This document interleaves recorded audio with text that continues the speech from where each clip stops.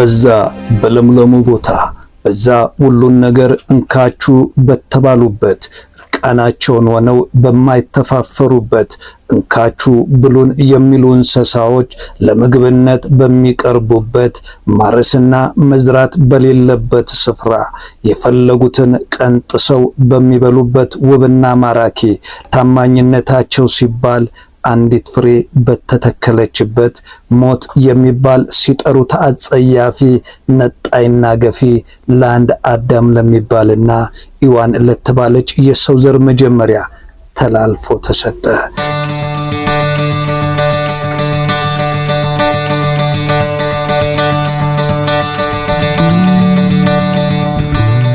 ከዛ ካረፉበት ስፍራ ከገነት ተባረው ለፍተው ግረው መብላት ሲጀምሩ እፍረታቸውን ተያይተው አንድ ላይ መተኛትን መርጠው አቤልና ቃየልን ወለዱ። ታዲያ ወንድም ወንድሙ ላይ እንዲነሳ ድንጋይ ወርውሮ እንዲገድል እርኩሳን መናፍስት ትዕይንቱን አመጡ። እርኩሱ የዋዋን እርግብ በድንጋይ መትቶ ጣለ። ቃየል አቤልን ገደለው። ሞትን የዛን ያወቅ ነው።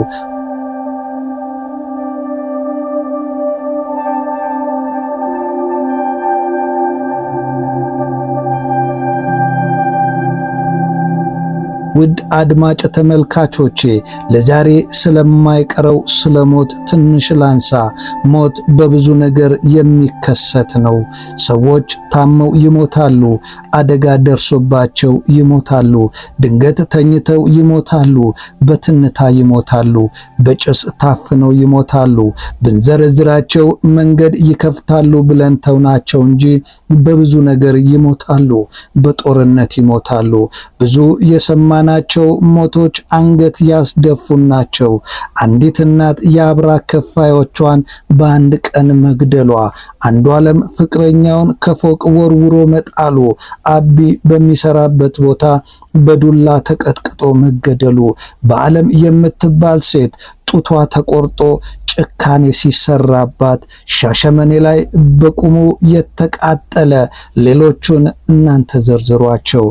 አሁንም የምንሰማው መጥፎ ነውና እግዚአብሔር ከመጥፎ ይጠብቀን።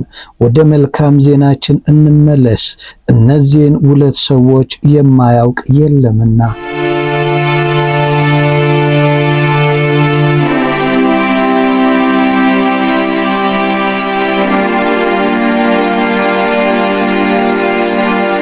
ከሞት በኋላ የደገመ ፍቅር። ሀብታሙና ሩሃማ የፍቅራቸው ታሪክ ተስፋ የቆረጥንበት ግን ተስፋ የማንቆርጥበት ታሪክ።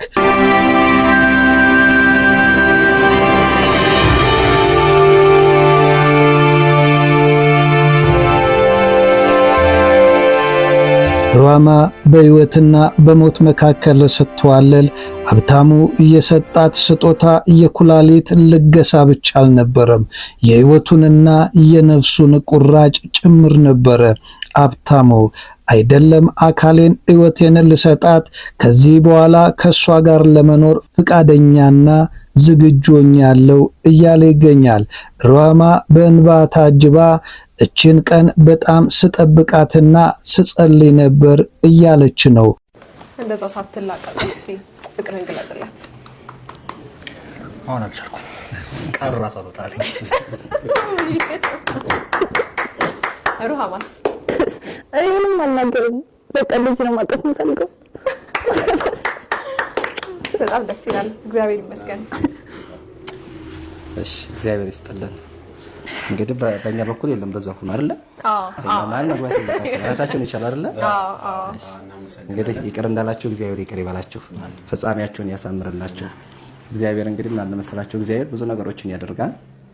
እግዚአብሔር ቁርስ፣ ምሳ፣ እራት አለው ራሱን የቻለ።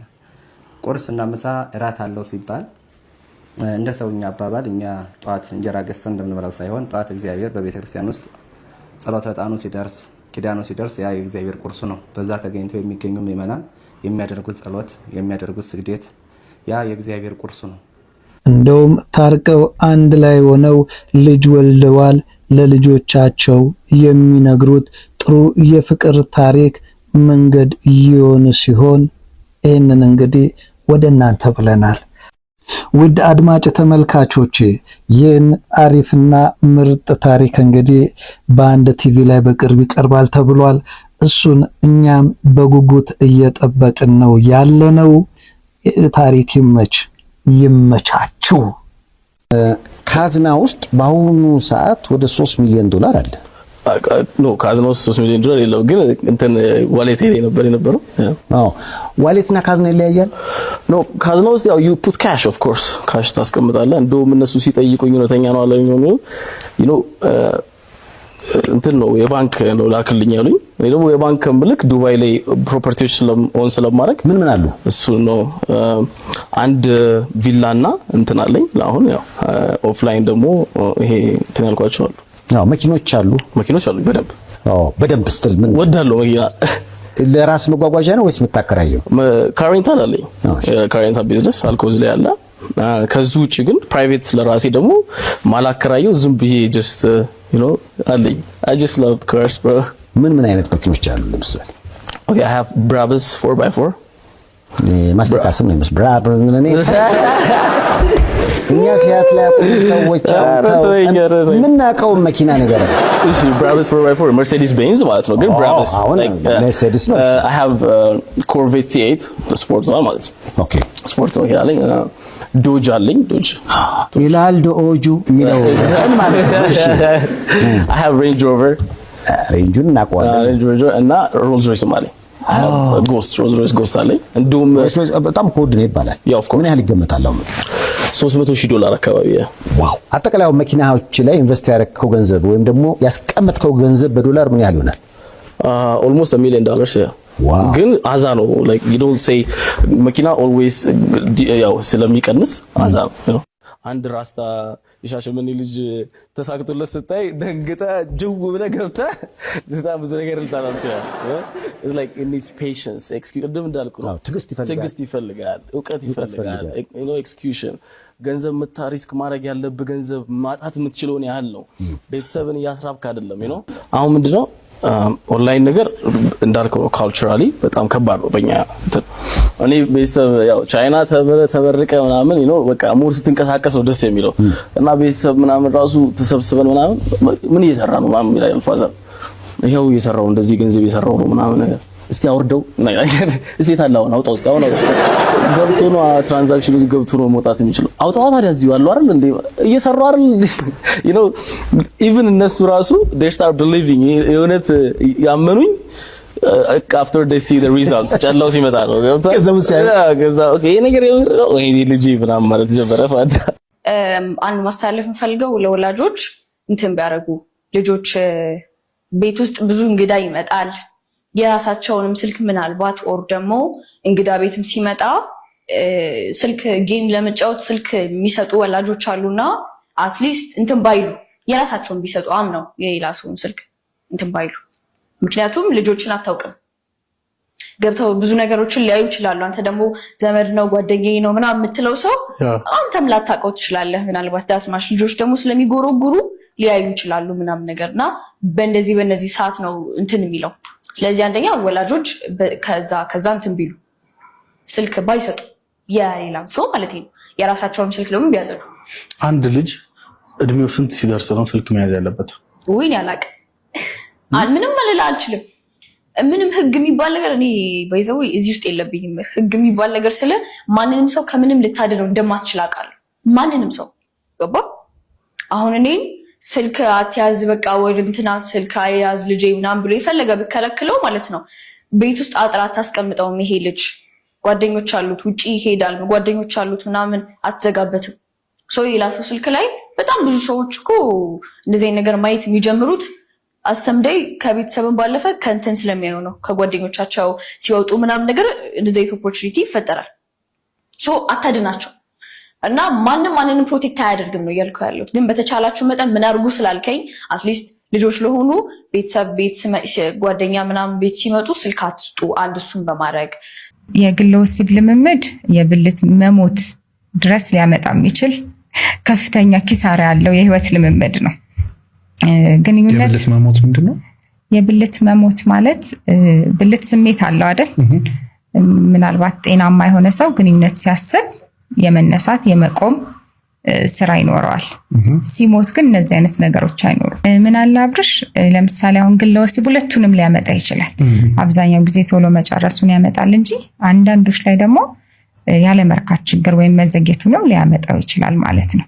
ሌላ ብዙ ሰው እንዲያውቀው የምፈልገው በግለ ወሲብ ዙሪያ እየባሰ ሲሄድ ሽንትና ሰገራ መቆጣጠር እንዳይችሉ ሊያደርጋቸው ይችላል። ሪከመንድ የሚደረገው የወሊድ መከላከያ እንደገና ደግሞ የወሊድ መከላከያ ተጠቅመው ሴቶች ብዙ ጊዜ ሴቶች ጋር ነው አይደል ያለው፣ ሴቶች ተጠቅመው ግንኙነት በሚደረግበት ጊዜ እርካታ ለመኖር እንደዚህ አይነት ነገሮችን ከ2-3 ሰዎች ጋር አውርተናልና እንደዚህ አይነት ነገር ሲያጋጥም እንዴት ነው መፈታት የሚችለው?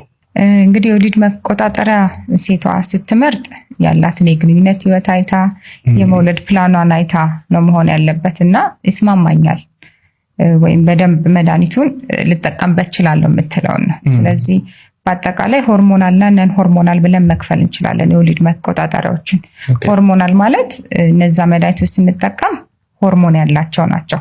ነን ሆርሞናል ደግሞ ማለት ሆርሞን የላቸውም፣ ውስጥ ገብተው የሚያዛቡት ነገር የለም ማለት ነው።